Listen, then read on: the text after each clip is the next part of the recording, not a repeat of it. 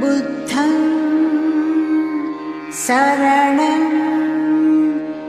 गच्छामि धम्मं शरणं गच्छामि।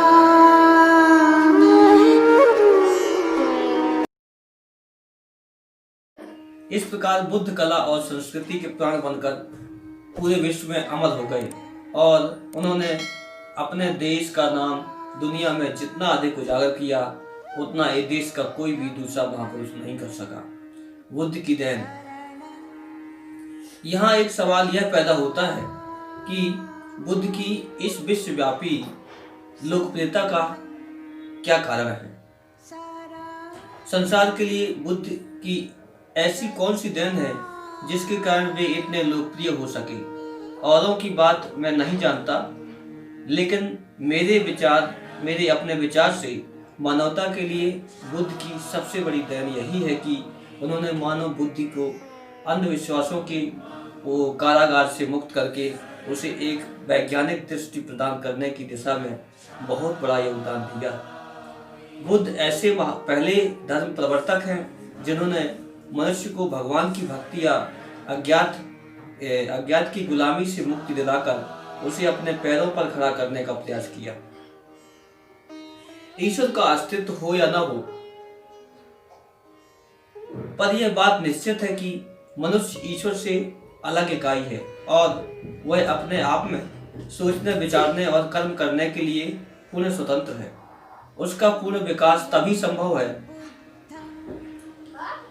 जब वह अपने मन और बुद्धि को स्वतंत्र चिंतन के लिए विमुक्त रखे और अपने आप को किसी अन्य पर निर्भर मानकर अपने अध्यवसाय और पुरुषार्थ को कुंठित न होने दे। अगर वह अपने आप को एक ऐसी कठपुतली मान लेता है जिसे नचाने की डोरी किसी दूसरे के हाथ में है, तो फिर इस दुनिया में उसका पूर्ण विकास संभव नहीं है।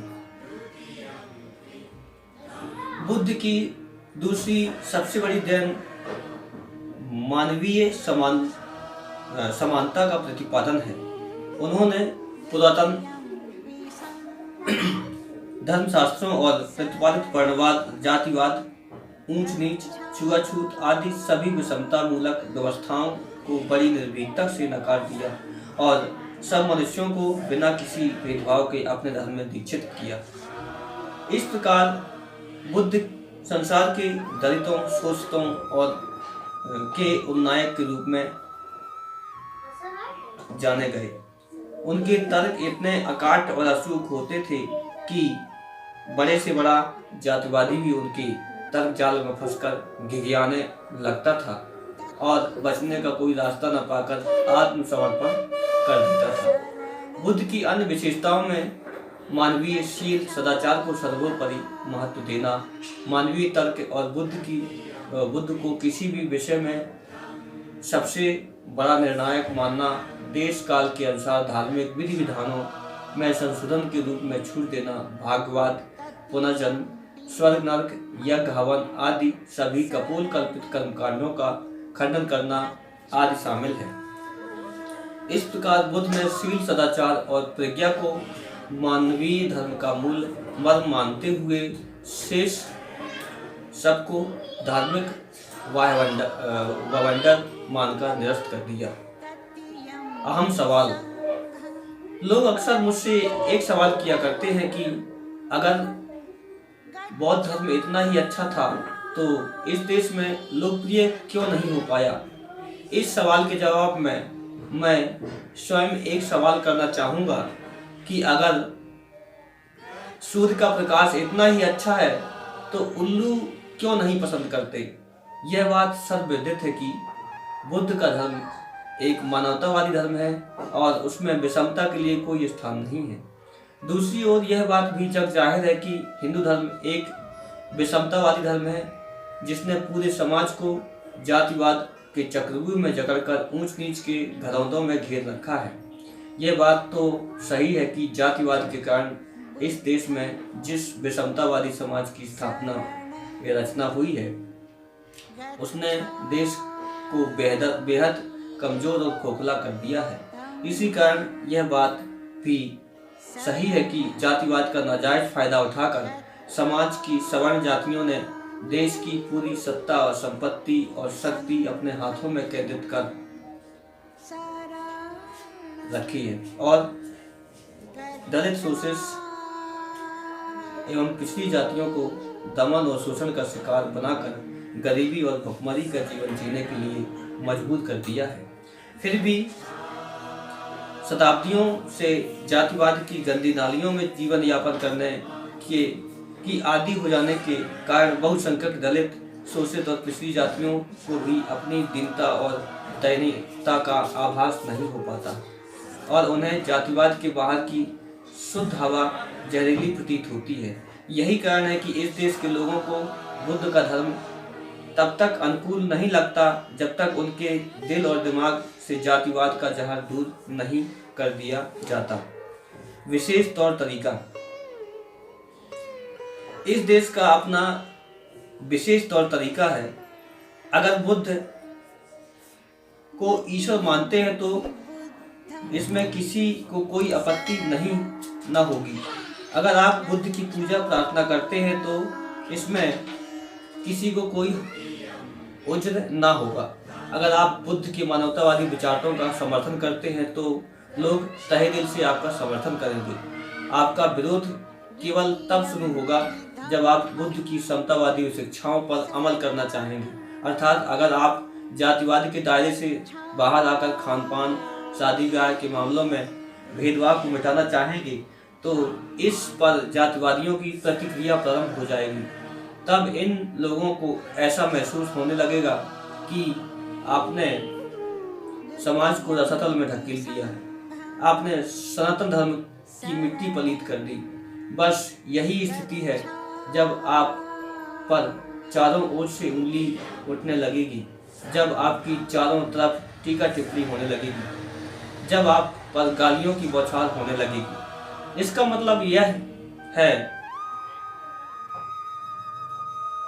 कि आप वैचारिक और मौखिक रूप से मानवतावादी बने रहें तो कोई बात नहीं, मानव मानव एक समान है का नारा लगाते रहें तो कोई बात नहीं, वसुधैव कुटुंबकम की माला जपते रहें तो कोई बात नहीं, जातिवाद का विरोध करते रहें तो कोई बात नहीं। बात केवल तब है जब आप ब्राह्मणवाद के शिकंजे को कहीं से ढीला करने की कोशिश करते हैं। बात केवल तब है जब आप जातिवाद के चक्रव्यूह को कहीं से तोड़ने की कोशिश करते हैं। बुद्ध की ऐतिहासिकता। बुद्ध एक ऐतिहासिक महापुरुष हैं जिनके विषय में भारत के अधिकांश इतिहासकारों, शीर्षस्थ विद्वानों तथा मनीषियों द्वारा इस बात के स्पष्ट उल्लेख किए गए हैं कि हिमालय की तराई स्थित कपिलवस्तु जनपद के शासक राजा शुद्धोदन की बड़ी रानी महामाया देवी की कोख से कपिलवस्तु से देवदह जाते समय लुम्बिनी वन में 563 ईसा पूर्व वैशाख पूर्णिमा के दिन राजकुमार सिद्धार्थ का जन्म हुआ था, जिनका विवाह 16 वर्ष की उम्र में 547 ईसा पूर्व दंडपाणि की पुत्री यशोधरा के साथ हुआ था। विवाह के 12 वर्ष के बाद यशोधरा ने एक पुत्र को जन्म दिया, जिसकी खबर सुनकर राजकुमार सिद्धार्थ प्रसन्न नहीं हुए, बल्कि उसे सांसारिक बंधन मुक्ति के मार्ग में बाधक मानकर उनके मुख से निकला राहुलो जातो, अर्थात बाधा उत्पन्न हुई। इस वचन के आधार पर ही उनके पुत्र का नाम राहुल रखा गया। राहुल के जन्म के 7वें दिन 534 ईसा पूर्व 28 वर्ष की अवस्था में उन्होंने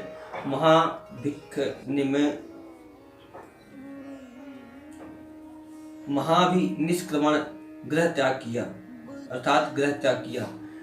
6 वर्षों की घोर तपस्या एवं ध्यान साधना के बाद उर्वेला, जो आजकल बिहार प्रांत में बोध गया के नाम से विख्यात है, नामक स्थान पर 35 वर्ष की उम्र में 528 ईसा पूर्व वैशाख पूर्णिमा के दिन अपार बोध लाभ प्राप्त हुआ और वे भिक्षु सिद्धार्थ सम्यक संबोध बुद्ध प्राप्त बुद्ध हो गए।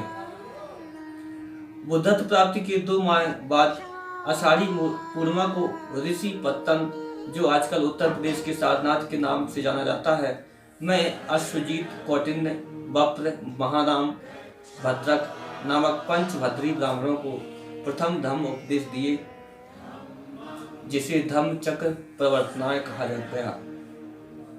तदुपरांत 45 वर्षों तक निरंतर धर्म का उपदेश देते हुए 80 वर्ष की उम्र में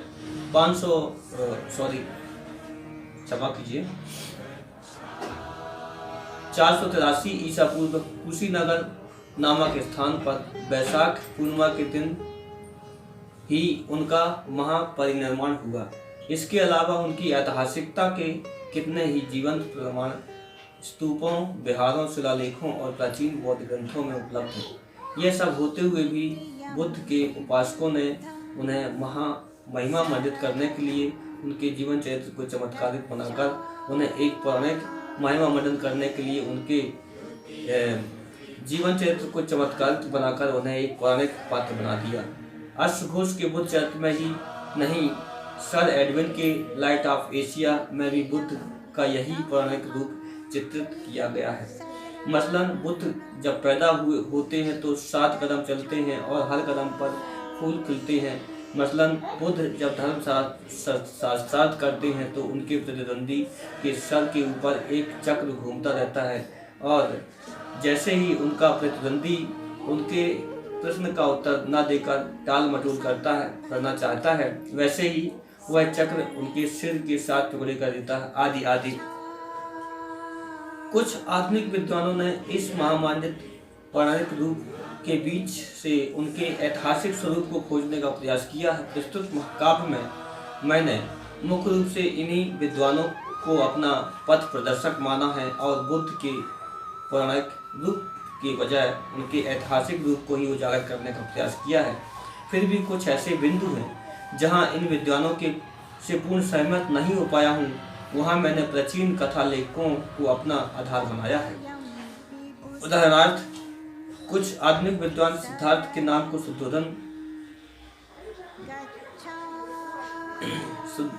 सिद्धार्थ के पिता सुद्धोधन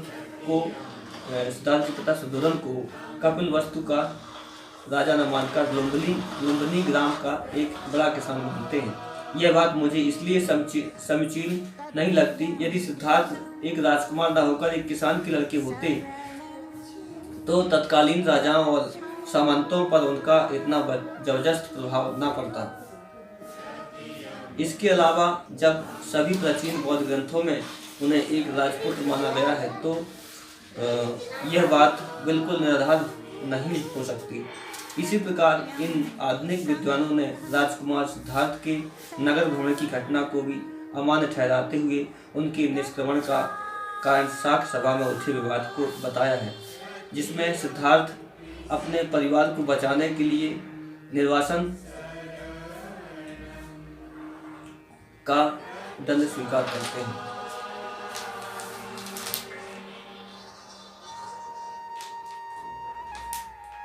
कपिलवस्तु से बाहर चले जाते हैं। ऐसा मानने में सबसे बड़ा दोष यह है कि सिद्धार्थ का निष्क्रमण किसी महत उद्देश्य की पूर्ति के लिए स्वेच्छा से उठाया गया कदम नहीं रह जाता, बल्कि पारिवारिक विपत्ति और निवारण के लिए मजबूरीवश किया गया एक स्वार्थ साधन कार्य बन जाता है। ऐसा मानने से बुद्ध की त्याग की गरिमा और उद्देश्य की महत्ता को भारी आघात पहुंचता है। इस तर्क में मुझे कोई विशेष वजन नहीं दिखाई देता। क्या बुद्ध ने 28 वर्ष की उम्र में कोई बूढ़ा या मुर्दा नहीं देखा था? देखा होगा, जरूर देखा होगा, पर देखने में अंतर तो होता है। किसी एक ही दृश्य का प्रभाव एक ही व्यक्ति पर भिन्न मानसिक स्थितियों के कारण भिन्न भी पड़ सकता है। ऐसा ही सिद्धार्थ के साथ भी हुआ होगा। विवाह के 17 वर्ष की उम्र से 28 वर्ष की उम्र तक एकांत सेवन करते हुए सांसारिक सुखों में लिप्त रहने के बाद जब कोई आदमी पहली बार घर के बाहर नगर भ्रमण पर जाएगा तो हर दृश्य उसके मानस पटल पर अपना विशेष प्रभाव डालेगा ही। अगर यह सिद्धार्थ के साथ हुआ तो इसमें कौन सी असंगति है?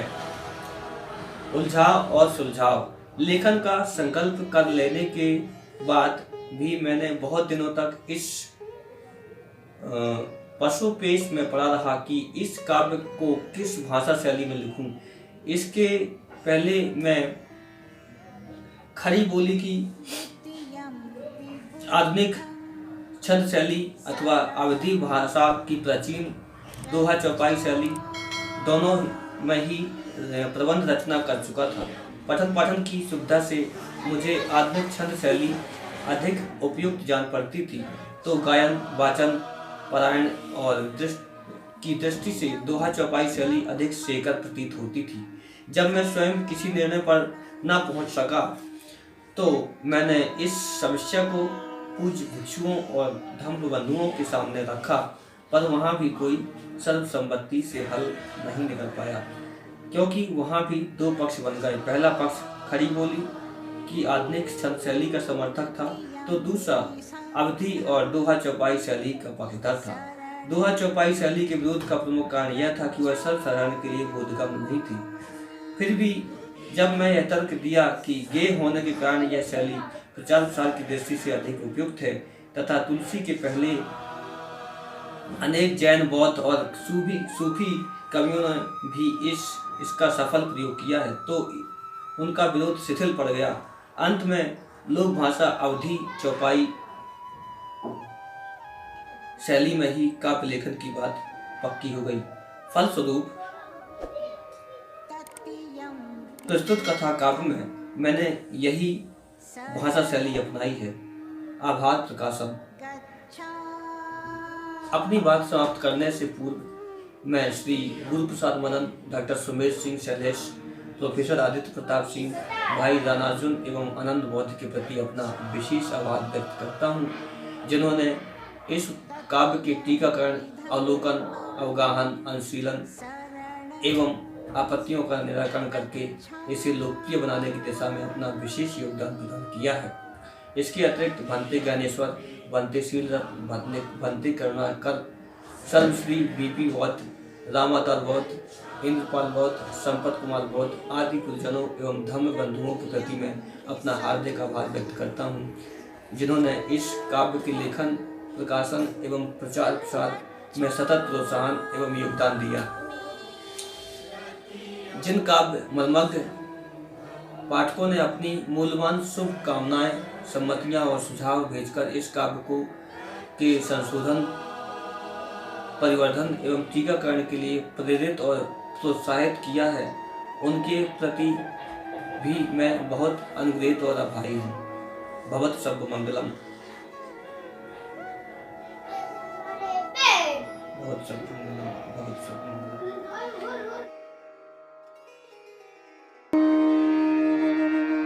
बुद्धं शरणं गच्छामि।